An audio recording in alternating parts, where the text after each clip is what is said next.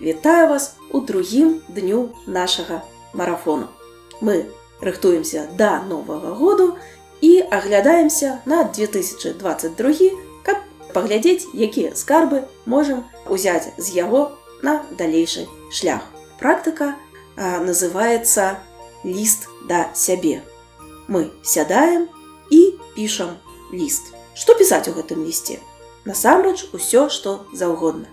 Вы можете пераказаць падзеі, якія адбыліся ў зыходзячым годзе. Расказаць, у якіх станах вы знаходзіліся.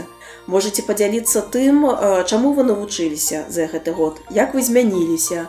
Можа, якіясьці сферы вашага жыцця сталі больш важныя, а іншыя страцілі сваё значэнне. Вы можете напісаць ліст самому ці самой сабе ў будучыню. Адным словам, гэта палёт вашай фантазіі. Што добрага ў гэтай практыцы? Вы засяроджваецеся і збіраеце ўсё самае важнае, дрэннае ці добрае, што было ў зыходзячым годзе. Структуруеце тыя веды пра зыходзячы год, якія ў вас ёсць. Ну а другая карысць ад гэтай практыкі ў тым, што калі вы займаецеся ёю штогод, то напрыканцы вы збярэце цэлы архіў сваіх лістоў, падзеяў, якія здараліся з вамі на працягу вашага жыцця. Гэтым можна будзе падзяліцца з вашымі дзецьмі, можна перачытваць самім і пабачыць і падзівіцца, як шмат змянілася ў вашым жыцці.